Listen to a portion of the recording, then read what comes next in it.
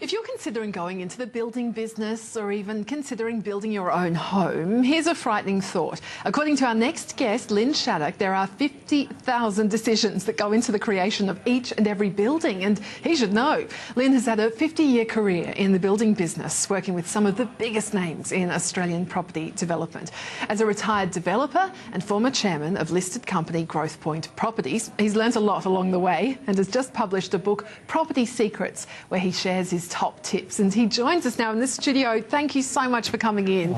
My pleasure. We're so looking forward to chatting to you some more, because it is an incredible career, and some of the stories in the book are fantastic. All of them are. I mean, just the fact too that you started out as left school and started out as a builder's labourer, and Didn't like shoveling concrete. Yeah, just take us through the start. Exactly. What got you interested? Well, I found that I fell in love with building very early on.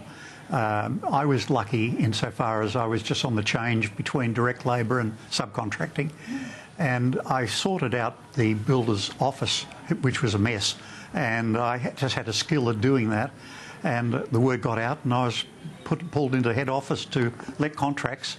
And loved it. And loved it. And had fun and games ever since. It's been just fun. Yeah. You have worked and met with and been involved in deals with the most extraordinary range of characters, really names that everybody would know, including Sir Peter Abel, Sir Keith Campbell, Alan Bond, and the Benedictine nuns, I see as well. Which of those was the most impressive or the most difficult to work with? Well, I think Alan Bond unquestionably was the most difficult. Yes. And he was fun. We were trying to sell this company, and he decided he wanted to buy it. And he rang me up and said, "I'll see you on Friday at 2 p.m. And on that morning, I'm reading the paper, and it says that he's going sailing at 4. So I kept him waiting. And then when he came in, I talked about sailing and squash and anything else I could think of. And in the end, he said to me, "Lyn," he said, "come with me, we've got to do this deal." So we get into the lift, and we'd paid $6 million, and I was trying to sell it to him for 12. And we're in this crowded lift in Norwich House, and we're going down in the lift, and he said, I'll give you 10 for it. And I said, "No, Alan, 12. And we go down another couple of floors, and he said, "All right," he said, I'll give you 12, 10 now, and $2 million secured by the shares." And I said, "Okay, deal done," and everybody in the lift clapped. That's just brilliant. It's just amazing. And that was fun. But that was just patience, Be a patient negotiator. Patience negotiation. It wasn't cunning. It was just patience. Yeah. And you're really known to, as sort of being able to pick the cycles of knowing, when's the time to buy and sell. Yeah. Is there a secret? No, it's pretty straightforward. When everybody else is selling, it is time to buy, and when everybody else is buying, it's time to sell. Now, when you get this overheated market, as we have now, where there is people paying figures that they can't possibly make money out of, no way they can make money, it is a good time to be a seller, not a buyer. And the cycle is fairly definitive. It's about 7 years. Some people say it's 16 years. I say it doesn't matter. Buy early and sell early. Yeah, don't get involved in the top or bottom of the market. No. Yeah, don't wait for the extreme. Yeah. You could have written a tome about what you know and what you've done, and yet you've created a very pared-down edition here. Why did you decide not to go for the 700-page Bible? Well, I really thought that writing a book was hard work. After 10 goes at it, all I wanted to do was hand on stuff that I'd learnt that were career changing to people who were starting off in the industry. And I want people to start off in the industry. It's such a fun industry. Yeah. And you can go back and look at what you've done. You can see what came out the other end, whether it was good or bad. Yeah. And so I really wanted to do something that was short and pithy, that the kids of today could say, "I want to be a property developer," and I'm saying go for it. Yeah. But here's some things that I did wrong, and maybe you can learn from that. And it's fabulous, some of the sort of mottos and secrets that you've put through the book, the tips are just fantastic. And I wanted to kind of pick up on one that I think is relevant whether you're building an enormous tower or a house, and that's the fact that if you change the brief, the flow-on costs are going to be huge. Yeah, and do you know, on 90% of the cases this happens. Wow. And it's horrible. The costs and what it does on the building site is just awful, because the builders, the subcontractors, have to pull it down and start again. I worked on 1 Bligh Street, which there's a picture in the book, and I'm very proud of it. We were able to build this building which reduced the energy cost by 50% by using the nor'easter that comes in every day in Australia. And this building, we bought it in on cost, on time, with no variations. Why? And it's a huge building. Because we wrote a very detailed brief and we didn't change anything all the way through. And I really think it's so important, if you want to do your house or whatever it is that you want to do, work out what you want to do and write it down. Nail it. Nail it before you start. Make your decisions and then don't change. You even mentioned that in context of the Opera House. Oh, yeah. How that went.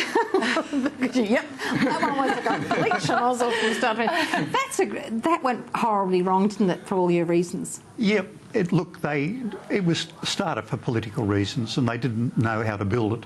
And But they it was started going to cost 10 million, and it cost 110 million. And the fact of the matter is they had to redo the footings. Some people never worked again after the money they made out of redoing the footings. Amazing. Just on to, I guess, you know, in terms of other secrets that you have or tips that you would give. I mean, one as well I thought was interesting was that you say that you always negotiate, you never litigate, and that was learned the hard way. one time only. Absolutely. I was very young and I bought this site in Parramatta, and I wanted to build a Japanese building. I wanted the building to look inwards on itself, and I was worried about road widening. And so I wrote to my solicitor. I never write to my solicitor for all these years, and said, check the road widening. You got 3 certificates to say there was no road widening. And guess what, there was. And we went, and I took the view that the council had a duty of care to tell me that there was a road widening. It turned out there was. And so I went all the way to the High Court, and I won 5-0 in the High Court. It took 7 years, and at the end of it, I got damages and costs, and I was $200,000 out of pocket.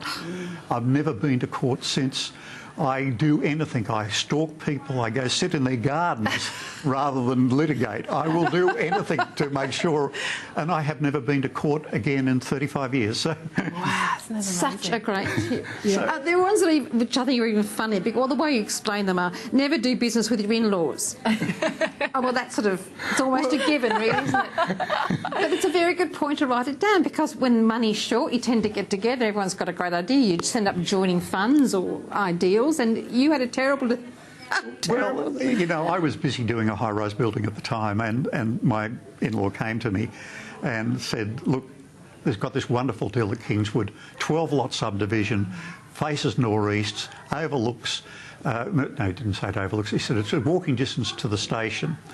And anyhow, I said, oh, look, I'll put up the money, you do the work, and we'll split 50-50. And in due course, I thought, I better go have a look at this. And I finally tracked him down, and he didn't want to take me. And we finally got out there. It was everything he said, walking distance to the station, and facing nor'east, except it overlooked the cemetery. Oh. I said, what are we going to do? Call it Cemetery Heights Estate? You're already up to your neck. And so we got a local builder, and we faced all the buildings southwest. So they didn't look at the cemetery, and they sold, and we made a bit of money. But it could have been more. Yeah, and I guess too then that comes down to another thing as well. You always see before you buy. Another tip that you've got in the book. Yeah. Yeah. No, that's a given, but it's amazing. It's amazing how many people don't.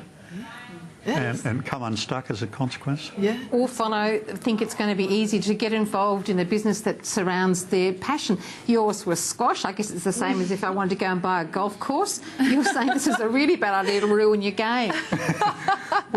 we came out of it okay. We did 2 squash courts right at the time when squash was very popular, and we made a pile of money out of them. So that bit of it was okay, except every time I turned up to play comp squash, and I was a reasonable player, somebody would say to me, oh, the toilet's blocked. And, of course, my concentration was completely gone.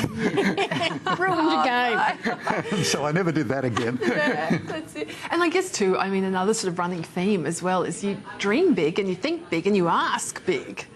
Yes. Look, it's a high-risk, high-reward industry. You've got to take a deep breath and take some risks.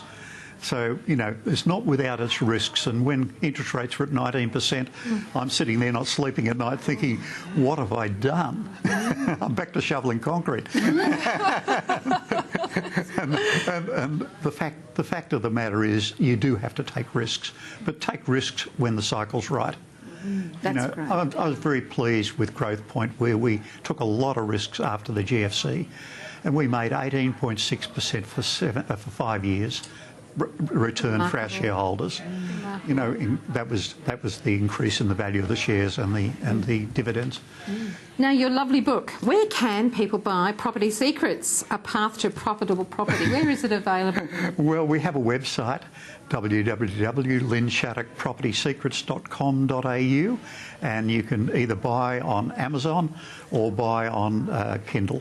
And so it's $21 on Amazon for the hard copy, which is very fancy, because I thought I only had one book in me. It is terrific. We recommend people to have a look at this. Just brilliant. It's really... And I just want to ask you one thing just before you go, because we've had a lot of headlines, and it's not something new, but warnings of a house price crash bubble about to burst here in Australia. I wanted to find out, where do you think we are in this cycle, and what are you worried about at the moment with what you're seeing? I think there are a lot of units coming on the stream all at the one time, and I find that scary. Usually when a lot of units come on at the same time, there's a shakeout, and people, usually overseas developers, go back to where they came from, and the locals make some money. So I think that is scary. I think if you're talking about the Sydney Basin, I think that it's pretty safe for houses. And I don't think there is going to be a situation like they had in America, where they had non-recourse lending. And so you could hand the keys back to the banks any time you felt like it. So they were selling to people who could never pay. And as soon as the market turned sour, they just handed the keys back. And that caused a terrible strain on the... But I don't think it's going to happen in Australia. Australians tend to really work awfully hard. They'll take 3 jobs, they'll do all sorts of things to pay off. But in the cycles, where you get too much stock coming on, which is about to happen in units in the next 18 months, then you get a bit of a shakeout, and it's a time to buy. Interesting. It has been a learning curve, Lyn. Thank you so much for coming in. It's been a pleasure. Just Thank fabulous you reading. both. It's been fun. Thank you so much, Lyn Shaddock there.